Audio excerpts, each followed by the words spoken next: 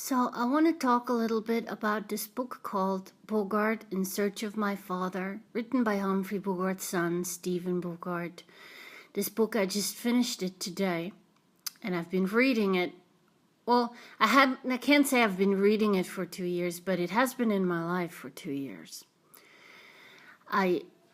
Actually exactly 2 years. I just realized today that I started reading this book on June 29th, 2015, and I finished it today on June 28th, 2017.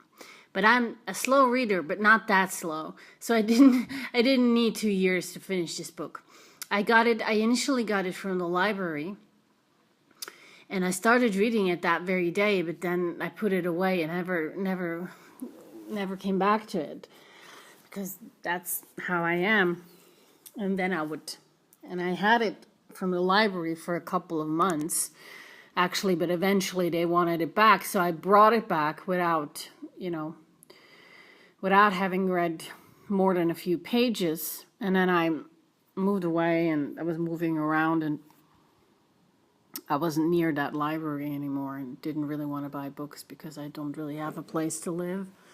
But eventually I just thought I want to read this book now. So I ordered the book. I bought it on Amazon in April. So now I finished it. So it took me 2 months to read it, which is pretty good for me. I'm actually pretty proud. Well, the first thing that I really loved about this book is that it's in large print. The version that I read had a really nice large print, which is really nice for me because it makes reading easier for me. Not that I'm dumb or anything. I think it's just because of ADHD. I have a really hard time reading. I can read one page 10 times and I still haven't absorbed what I just read. So usually, I read a passage and then I have to read it again once or twice to actually have read it, which makes reading really tiresome for me. And I get very tired very soon. I can't read more than an hour. I can't read much more than an hour or two. Because it's not so much that I get tired in the head, but like I've read really physically really tired. But the less a book looks like a school book, the easier it is, and when you see that large print, that's not something I associate with studying, that looks like something that could be fun. So that made reading very easy for me. So initially I was intrigued by this book because I've always loved Bogart. I was never like his number one fan or anything, but I always loved Bogart. Like it was just like an actor I've always liked, but never was like obsessed with him or anything. But I wanted to learn more about him, and I thought, the fact that it was written by Bogart's son, would also give me an insight into Lauren Bacall, his mother, who's also one of my favorite actresses. So I thought, that's great, kind of get like, I will learn about, two people for the price of of one, basically, and not, and from a perspective, from a very personal, intimate perspective, from the perspective of their son, which promised a much more personal experience than reading a biography written by some person who just did a lot of research. That's not the same thing. And I was also hoping that I would get, that it would offer some insights into just generally Hollywood at the time, 40s and 50s, and just, get a sense for that time and the people and the place. And that really delivered on that. You instantly got a feeling for it. Instantly made me very nostalgic because of all the people he mentions, and and just these stories, It starts with, well, first I want to talk about the structure of this book. I really love the way he structured this book. He basically Lauren Bacall and Stephen Bogart fly to Los Angeles, and they visit the house where they used to live on Mapleton Drive in Beverly Hills, which is the house where Bogart and Bacall moved into after they were married, and which is the place where Stephen Bogart was born and his sister Leslie Bogart was born, and this is, was also the place where Bogart died. And after he died, they moved out of that house. So at the time of when Stephen Bogart wrote this book, which was in 95, I think, he traveled to that house with his mother, and where, a different family was living there now, and they just visited that house. And as they're walking through the different rooms of that house, it's like every room he visits, a memory comes up for him, and then he just really effortlessly, really quite elegantly, kind of transitions into a chapter. So, and he does that. So he breaks all the chapters. He breaks them apart by taking you out of whatever he was talking about and bringing you back to that house. And he moves on to the next room, and there he gets another memory, and then that memory flows into another chapter. And I just thought there was just such a nice flow to the way he told the story. And he just writes that he was 45 at the time, Stephen Bogart, when he wrote that book. And he just writes that he came to a point in his life where he just felt that he needed to explore his roots, and he needed to explore his father's legacy, and who needed to find out who his father was, because his father died when he was 8 years old. He had just turned 8 years old when Bogart died, and he barely remembers him. And all his life he had a bit of a, it's not that he hated his dad or whatever, but he just, all his life he was just Humphrey Bogart's son, and like many children of really of great people, they struggle with identity, and they want to be seen for who they are, and they want to be themselves. So he had this attitude of just not really being interested in his father, because he was hearing about that guy all the time anyway. But he just felt that he had arrived at a point in his life where he felt like he needed to explore his dad, because he felt like he was somehow stuck, and he kind of needed to go on this journey to not just get to know his father better, but also himself. It is some sort of a self-discovery.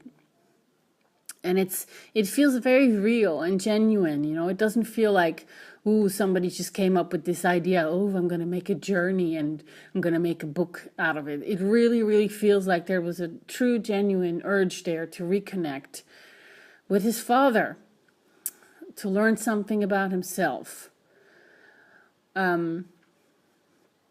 So he basically, he starts with,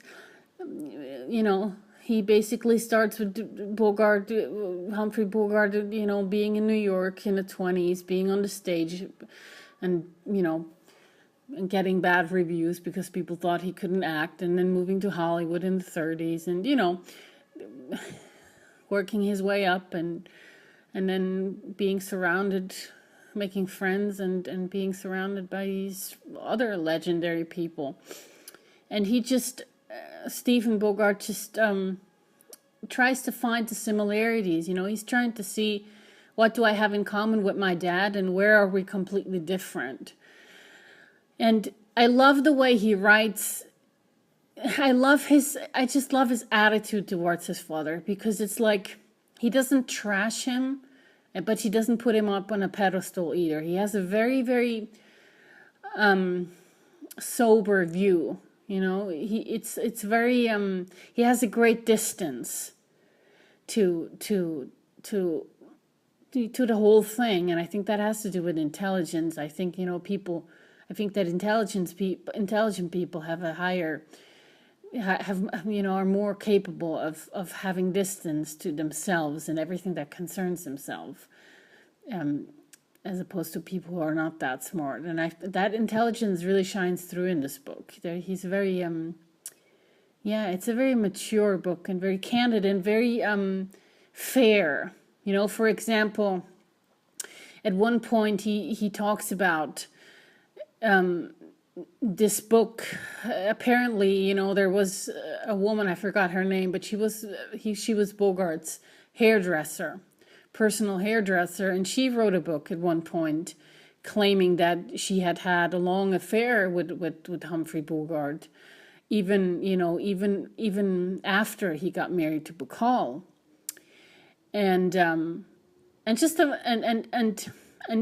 Stephen Bogart just basically says, this book exists. She wrote that. I do not know if it's true or not. I don't believe my father cheated on my mother, but I don't know. It could be. I don't believe it's true, but he doesn't.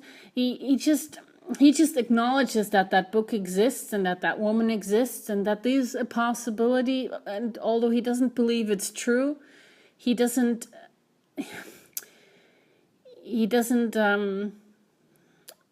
trash that book or that woman. You know what I mean? He has a very matter-of-fact approach. His writing is very matter-of-fact and yet still very personal. It's very distant, but not cold. It's a really nice writing style. Very easy to read.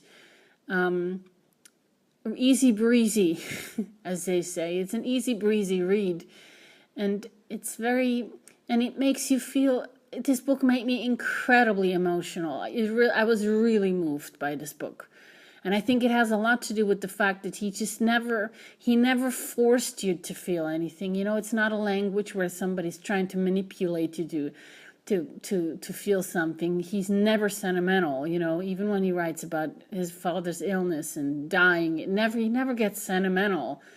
It just feels very real. And I think I'm somebody who gets more moved by when people hold back. When you can feel that somebody, you know, feels a lot of pain, but they don't make it that clear or make it that obvious, then I react much more to that than when people go on and on and on about how much they're suffering, you know. So his style really spoke to me, but it isn't just the style that spoke to me. It's really also the story. I mean, this book. I mean, for basically the last third of the book, I was crying or wanted to cry. But I don't know if other people would have that strong a reaction to this book. I really don't. I can't say, because I just think for me, I just really related to a lot of what happened in this book, and I was personally very moved. I'm gonna get to that later, to some things at least. I don't want to talk too personally, but I saw an interview that somebody did with Stephen Bogart when the book came out, which was in 1995, and the interviewer said how refreshing it was that a child of a great movie star wrote a book that was actually good. And I had to laugh because that's so true. You know, I haven't read any of those books, that Joan Crawford and Betty Davis daughters, they wrote these, really controversial books about their mothers and how they were horrible people, basically, and just trashing them. And whether that's, whether they were horrible parents or not, we can't say that, but it just, it just, these kind of type of books, they just gave you that nasty feeling of somebody really trying to milk the status of their status, and trying to squeeze some money out of that name, and there's a sensationalism attached to these types of books, and this book is not like that at all. It is really very, there's a lot of candor to it, and it really feels like a genuine exploration of his father. But I think the reason why I was moved so much by this story is, well, there are many reasons why I was so moved by this book. One is that Bogart always reminded me of my dad. They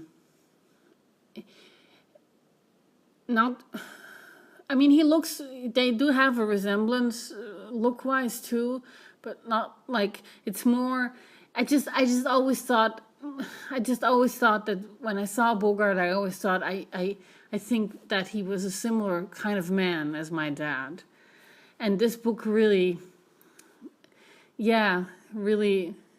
solidified that intuition I had. Like, there's something, the way he writes about his dad, it just made me remember my own dad, who passed away 10 years ago. I wasn't that young. I wasn't a child anymore when he passed away, but it's still, I still think it moved me. This son writing, trying to connect to his dad who's died. That I just really relate to that on a personal level. And my dad, although he wasn't a famous movie star, was somehow enigmatic to me. He was, although I always felt a very strong bond, and I always understood him, and I've always felt a very strong connection to my dad, but he had like a secret. He was very enigmatic. And so Bogart, movie stars, a lot of them have, they're enigmatic just simply because of because they're movie stars and these larger than life legends. So I could relate to that, and to his search for trying to get to know this person, and trying to get to know his father, and who was that person. So this moved me very much. And then I was very moved, once he starts talking about the illness, and his father basically, he was basically dying for a year. And he was in their house, in his bedroom. And this brought back a lot of memories for me again, because my grandmother died when I was very young. And she lived in the same house as we did. And she was also dying for an entire year. And he writes about how at a certain point towards the end, he wasn't allowed to go inside of Bogart's bedroom anymore, because Bogart didn't want him to see this anymore, and that's exactly what happened to me. I don't know if I didn't want to go into my grandmother's room anymore, or if I was told I shouldn't. All I just remember was that room was off limits, and that was very much Stephen Bogart's experience too, and I could so relate to that, and to that pain, and to how he writes about not knowing what's going on. Really, you just rationally you can't really grasp it, but I think that as spiritual people, I think spiritually we even when we're very young, we might not understand death on a rational level, but spiritually we understand death somehow. We just know that, and it just brought back so many painful memories for me. How similar that was. Although we had such different lives, that how much similarity there was of just kind of knowing something is going on in that room, and just kind of having that sense of somebody's rotting away there and nobody talking about death. You know, Bogart never talked about dying, and Bacall didn't talk about dying, and yet it was happening. You know, nobody really talked about death. So that was very. I think that's a big reason why I was so invested in this story, because I could so relate to so much of it, and the way Bogart handled illness, yeah,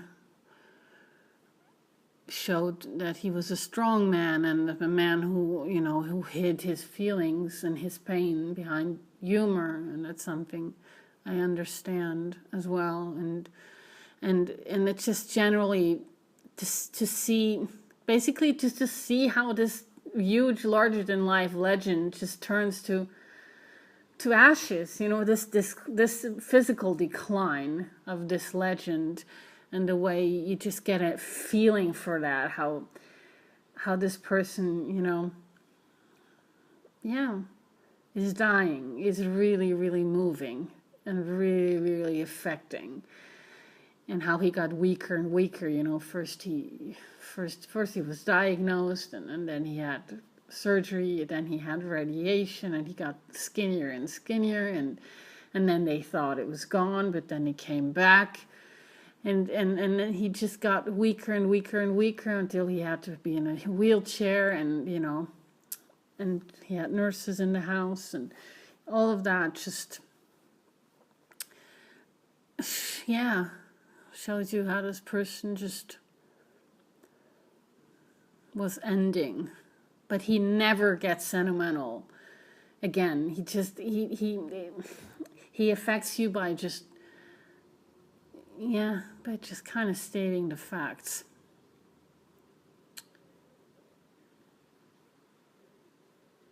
And what I also loved about this book was how it, you know, how much it was about friendship. Because Bogart, when he was sick, even until the very end, he would be in his bed, and then at 5 o'clock he would get dressed, and he would come down to the living room, and he would drink with his friends for an hour or two, and then he would go back to bed.